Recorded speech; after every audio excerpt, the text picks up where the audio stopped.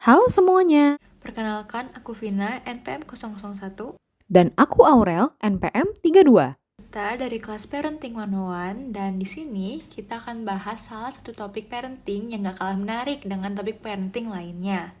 Emang bakal bahas apa sih, Vin? Itu loh yang katanya parenting tuh bisa dipengaruhi oleh generasi-generasi yang ada di atasnya. Oh, yang itu. Yang biasanya sering disebut intergenerational trauma itu bukan sih? Nah, itu dia, betul banget. Tapi, sebelum kita masuk ke penjelasan intergenerational trauma, kita dengerin cerita ini dulu yuk. Nenek tinggal di lingkungan yang tidak aman dan tidak dapat diprediksi, di mana ia harus selalu waspada akan segala sesuatu. Banyak hal buruk yang dapat terjadi padanya atau keluarganya. Ia memandang dunia sebagai tempat yang tidak aman, tetapi ia merasa apabila ia cukup waspada dengan tanda-tanda bahaya, mungkin ia bisa mencegah terjadinya hal buruk tersebut.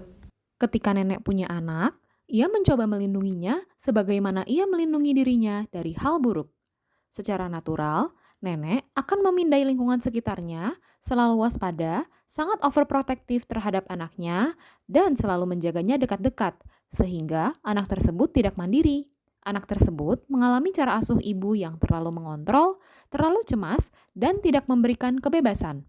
Sehingga anak mengatasi situasi tersebut dengan membangun jarak secara emosional dengan ibunya dan lebih memilih hubungan dengan emosi yang rendah atau bahkan menghindari emosi sama sekali. Ketika individu tersebut memiliki anaknya sendiri, keperluan-keperluan developmental anaknya yang seringkali ditunjukkan dengan teriak, menangis, atau merengek bisa menjadi suatu yang triggering bagi individu tersebut.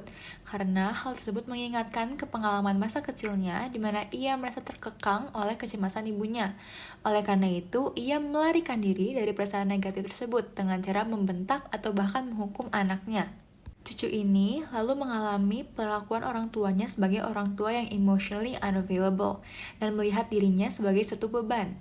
Dan sering waktu mereka belajar bahwa untuk mendapat kasih sayang orang tua, mereka perlu menampilkan diri sebagai individu yang sempurna dan tidak membutuhkan bantuan apa-apa.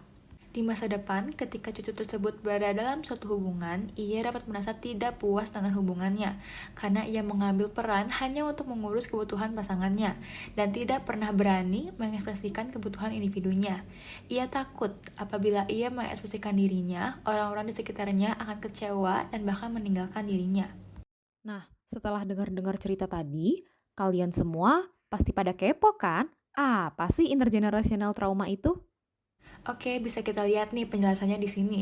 Secara singkat, intergenerational trauma adalah peristiwa ketika pengalaman buruk seseorang diwariskan dari generasi ke generasi secara tidak langsung dengan cara yang kompleks. Terus, kenapa ya intergenerational trauma ini bisa ada, Rel? Nah, ada beberapa hal yang menyebabkan intergenerational trauma nih. Pertama, adanya anggapan intergenerational trauma sebagai tingkah laku adaptif untuk bertahan. Nah, tapi nggak hanya itu. Kedua, bisa jadi juga karena ada tekanan dan penindasan terus-menerus, sehingga seorang tidak punya energi, dukungan, atau ruang untuk berbicara dengan lembut atau penuh kasih sayang kepada anaknya. Bahkan, anak-anak dapat dipengaruhi oleh paparan trauma orang tua yang ada sebelum mereka lahir melalui modifikasi DNA, pola budaya, dan orang tua yang tidak bisa mengatasi traumanya sendiri. Intergenerational trauma ternyata memiliki efek kesehatan fisik dan efek psikologis loh. Yuk kita mulai dari efek kesehatan fisik. Orang yang memiliki intergenerational trauma ditunjukkan dengan adanya penyakit jantung, stroke, atau bahkan kematian dini.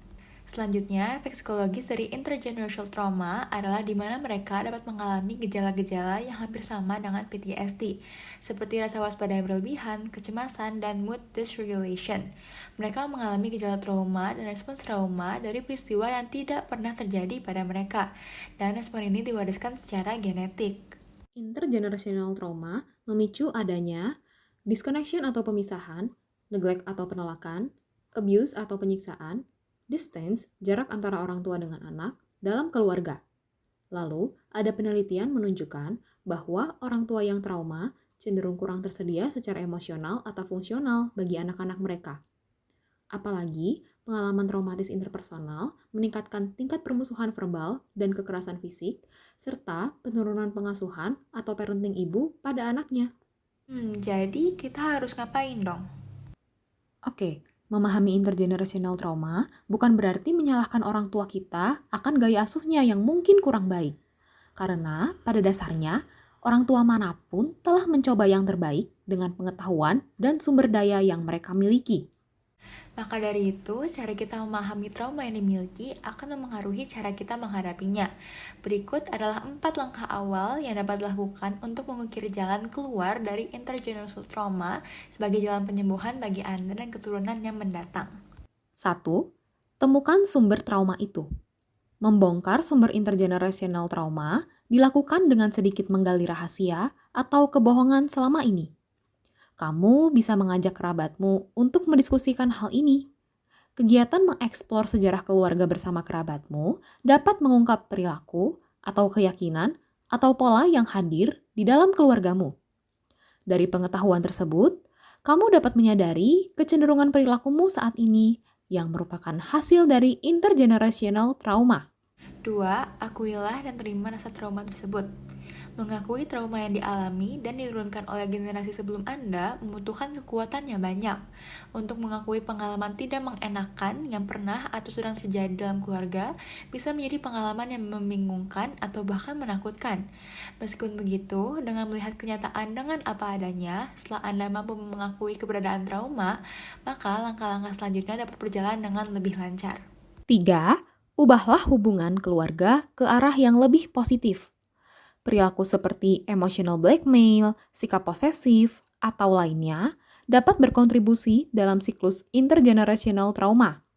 Dalam konteks tersebut, hal yang perlu dilakukan adalah menetapkan batasan atau mengubah parameter interaksi. Daripada mencari tahu siapa yang benar dan siapa yang salah, alangkah lebih baik kalau setiap anggota keluarga bekerja sebagai satu kesatuan untuk memperbaiki keluarga sekarang dan generasi mendatang. Kemudian, pikiran, perasaan, dan perilaku yang berasal dari trauma masa lalu harus diakhiri, karena keluarga perlu mengubah kebiasaan agar tidak muncul trauma yang baru. 4. Lakukan kegiatan positif. Dalam proses pemulihan trauma, terkadang fondasi atau struktur realita yang telah kita jalani sepanjang hidup menjadi tidak stabil, dan cengkraman kita pada hidup bisa terasa sedikit goyah. Maka dari itu, penting untuk menginvestasikan sebagian waktu untuk diri sendiri, untuk memastikan Anda dapat menjaga kedamaian yang dimiliki. Melakukan aktivitas positif seperti menulis jurnal, latihan pernafasan, dan olahraga dapat membantu Anda dalam menyerap pengalaman negatif dan positif secara merata. Dan ingat, awareness is the first step to any change. Kini, untungnya, di era di mana isu kesehatan mental dan kepentingannya mulai perlahan-lahan disadari atau diakui oleh banyak orang, kesempatan kita untuk menambah pengetahuan terkait topik ini semakin mudah diakses. We're all living this life for the first time. Daripada menunjuk siapa yang harus disalahkan dan akhirnya menambah emosi negatif, tidakkah lebih baik jika kita mengakui keberadaan masalah itu dan mencoba untuk menjadi lebih baik? Parenting adalah proses antar generasi, maka dari itu, mari kita bersama-sama berkembang untuk menciptakan lingkungan yang lebih baik dan sehat untuk generasi mendatang. Aku Aurel, Dan aku Vina. kami berdua pamit undur diri. Semoga ilmu yang dibagikan bermanfaat dan sampai berjumpa di lain kesempatan.